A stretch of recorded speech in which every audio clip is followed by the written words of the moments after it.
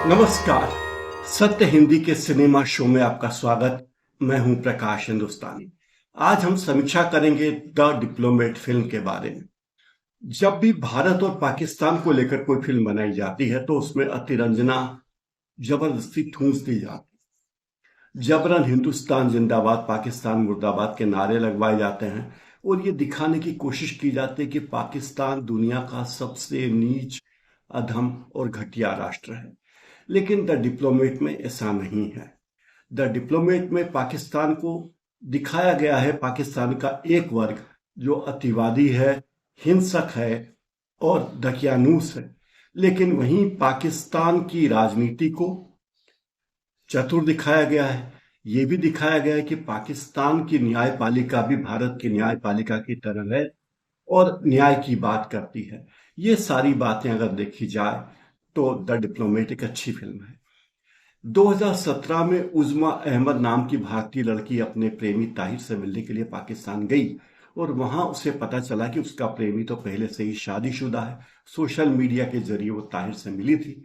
वहां जाकर पता चला कि ताहिर के बच्चे हैं। उसने झूठा वादा करके उज़्मा को पाकिस्तान बुलाया और बंदूक की नोक पर उससे शादी करके बुनेर नामक स्थान पर, जो पाकिस्तान के पख्तून इलाके में है, वहां कैद करके रखा। वो उसके साथ सेक्सुअल असॉल्ट करता है, टॉर्चर करता है। लेकिन उज़्मा किसी तरह बहाना बनाकर पाकिस्तान के इंडियन हाई कमीशन के दफ्तर में पहुंच जाती है और उसके बाद ये तफ्तीश शुरू होती है कि उज़्मा ने जो कहानी बताई है वो सही है या इसके पीछे कोई और खेल है। और इस केस की जिम्मेदारी लेते हैं पाकिस्तान के deputy high commissioner JP Singh, जिनकी भूमिका जॉन अब्राहम ने की है। जेपी सिंह उज़्मा की कहानी को वेरीफाई करते हैं और उसे भारत सरकार की मदद से वापस भारत पहुंचाते हैं। तब सुषमा स्वराज विदेश मंत्री थी और वे उज़्मा की बहुत मदद करती हैं। भारतीय हाई कमीशन भी उनकी बहुत मदद करता है। इस तरह ये एक असल घटनाओं से प्रेरित फिल्म है।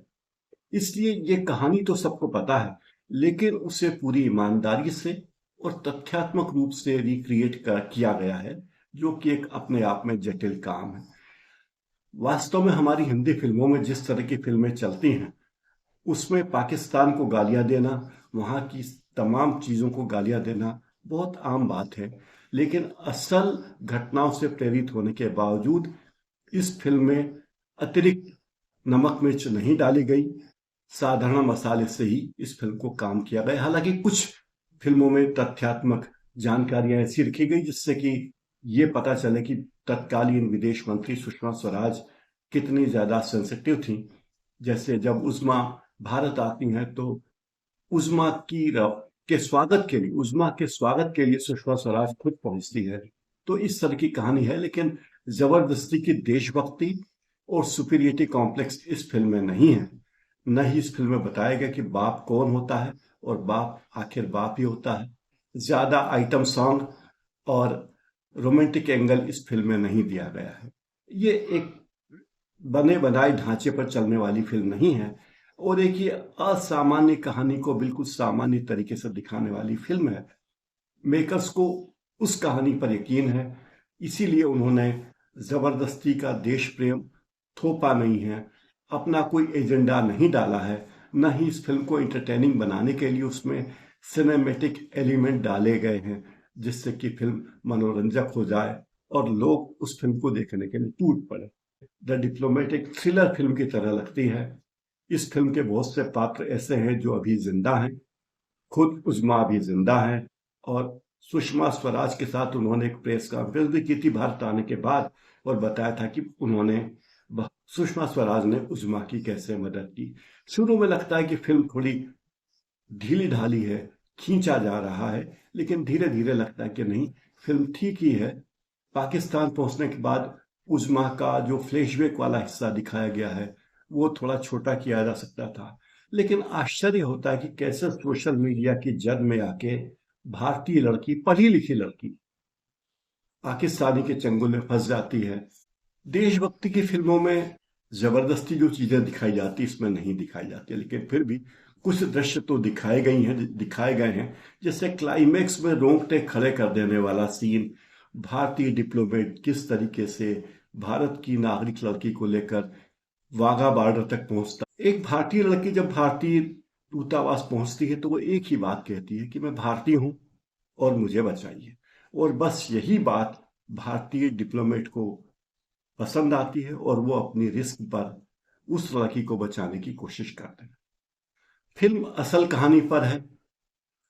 सादिया खातिम ने उजमा अहमद की भूमिका निभाई है, जिसे ताहिर अली यानी जगजीत संधू नामक एक व्यक्ति ने प्यार में फंसा लिया था और बाद में उससे जबरन शादी कर ली थी। पाकिस्तानी लड़का ताहिर पहले तो उसे मलेशिया लेकर जाता है और फिर उसे पाकिस्तान में अपने गांव ले जाता है, जो आतंकवादी गतिविधियों में शामिल है।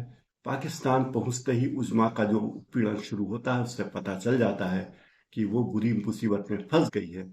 इसके बाद वो कैसे उस मुसीबत से छूटी और भारतीय दूतावास ने उसकी कैसे मदद की, ये एक प्रेरणादायक कहानी बन जाती है।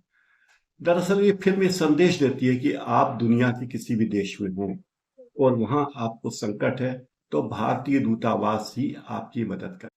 उजमा अहमद की कहानी ये बताती कि किस तरह भारतीय डिप्लोमेट जेपी सिंह ने खुद फैसले लिए, भारत सरकार को उसके बारे में जानकारी दी, तत्कालीन विदेश मंत्री सुषमा स्वराज को इसकी जानकारी दी और ये भी बताया गया कि सुषमा स्वराज उस भारतीय लड़की से नियमित रूप से फोन पर बात करती थी उसे ढांढस बंधाती थी कि वे भारत में उसे ले आएंगे क्योंकि वो भारत की बेटी है।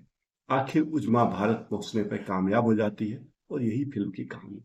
जॉन अब्राहम इस फिल्म के निर्माता भी हैं। शारिब हाशमी, सादिया खातिब, जगजीत संधू, कुमुद मिश्र आदि इस फिल्म में हैं। दक्षिण की अभिनेत्री रेवती ने इस फिल्म में सुषमा स्वराज का रोल किया है। सुषमा स्वराज की तरह बड़ी सी बिंदी उन्होंने लगाई है और उनके स्टाइल में बातचीत करने की कोशिश की है। रेवती का ये रोल पसंद आया हो। जॉन अब्राहम ने जेपी सिंह की भूमिका बहुत अच्छे से निभाई है।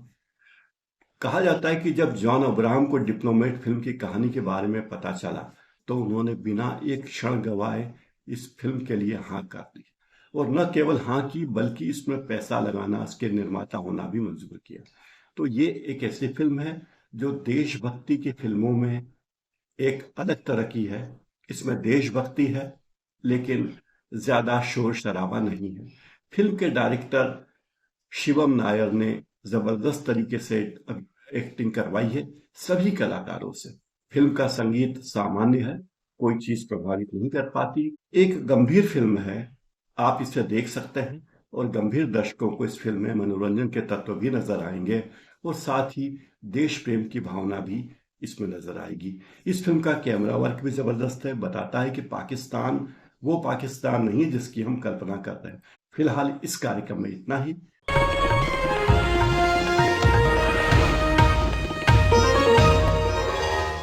Copyright disclaimer under Section 107 of the Copyright Act 1976. Allowance is made for fair use for purposes such as criticism, comment, news reporting, scholarship, and research. Fair use is a use permitted by copyright statute that might otherwise be infringing.